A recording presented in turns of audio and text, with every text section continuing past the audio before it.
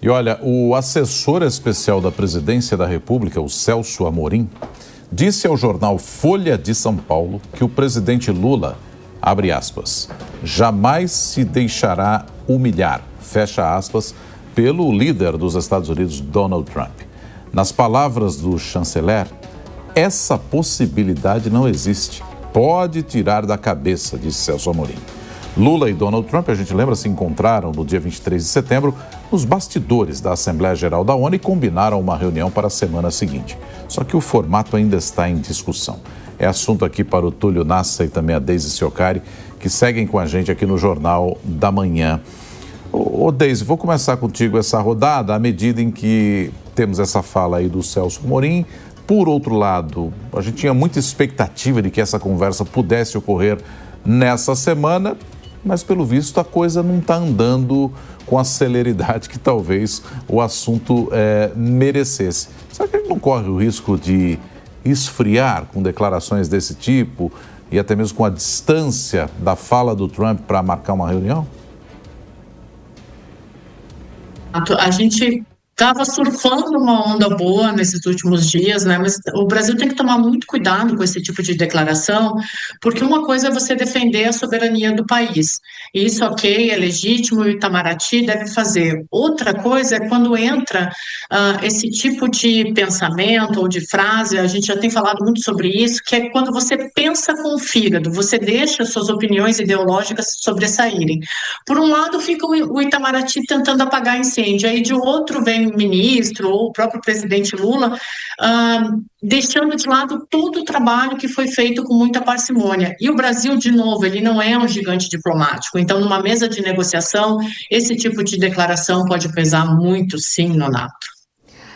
Túlio, como que você vê essa declaração, né, do ministro Celso Amorim, dizendo que Lula jamais se deixará humilhar por Trump? Revela um pouco sobre o estilo diplomático do governo e é possível que isso também reflita, né, traga consequências possivelmente para essa reunião, esse encontro que ainda não tem data para acontecer?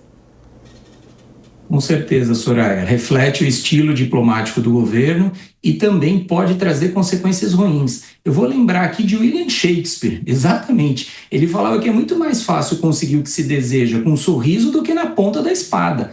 E o presidente Lula e a sua diplomacia estão querendo um acordo na ponta da espada, o tempo inteiro fazendo bravatas, o tempo inteiro aumentando a tensão, aumentando a temperatura nessa questão Brasil-Estados Unidos. É preciso distensionar, é preciso de paz e amor nesse momento. A gente precisa do Lula 1, do Lula 2, do Lulinha paz e amor, e não do Lula bravateiro, que é esse Lula 3, né? Agora, eu não sei se isso também ocorre porque o Brasil não terá condições de levar na mala os itens realmente que os Estados Unidos desejam para essa negociação, como, por exemplo, desalinhamento político com os BRICS, parar de comprar óleo diesel da Rússia, a questão das terras raras. Então é preciso ver também se isso não é um jogo de cena, porque o Brasil efetivamente não estaria disposto a negociar o que precisa ser negociado.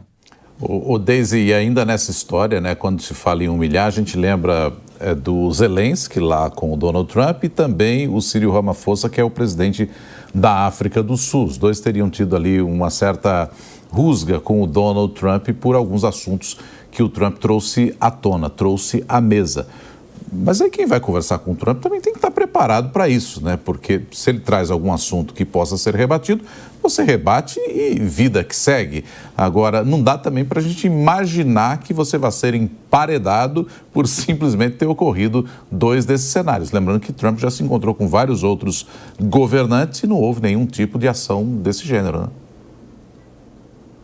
Eu fiquei prestando atenção aqui no que você falou, Nonato, em relação a... Normalmente os governantes, eles estão preparados para conversar com o Trump. O fato é que o Trump, ele é muito instável, né? Então, você até pode estar preparado para encontrá-lo, mas você nunca sabe a forma como ele vai reagir, né?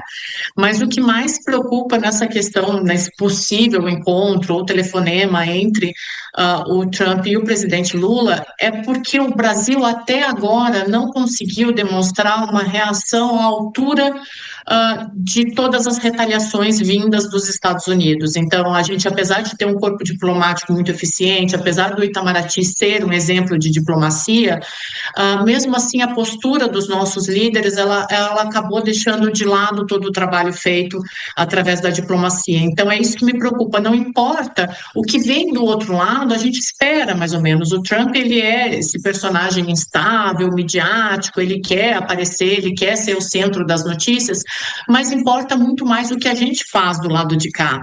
E o que a gente tem feito até agora, principalmente por parte do presidente Lula, tem sido justamente mensagens intempestivas, não pensadas, quando ele foge daquele script, daquele roteiro definido pelo corpo técnico dele, ele normalmente acaba, abre aspas, enfiando os pés pelas mãos, e aí é isso que preocupa muito mais. É essa reação muito mais emocional e não técnica do próprio presidente. De lá a gente sabe mais ou menos o que vem, mas aqui o que tem demonstrado até agora são reações intempestivas, e aí isso pode ser muito preocupante, reitero, com um país que não é nenhum gigante diplomático. Ô, Túlio, você vê que com essa possível conversa entre Lula e Trump, até a lei da reciprocidade ou a decisão da aplicação dessa lei, ela acaba mudando um pouco de rumo, né? Pois é, Soraya.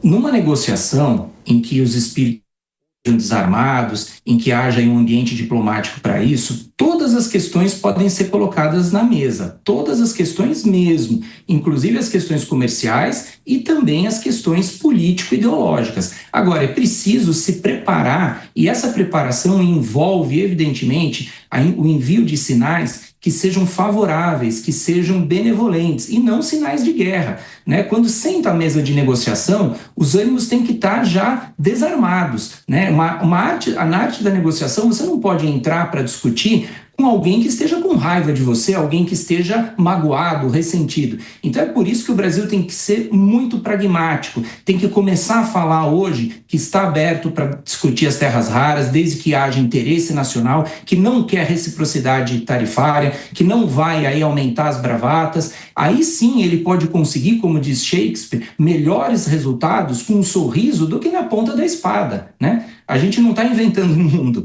É evidente que essa situação, esse cenário do governo brasileiro seria muito mais favorável do que continuar com essas bravatas, Soraya.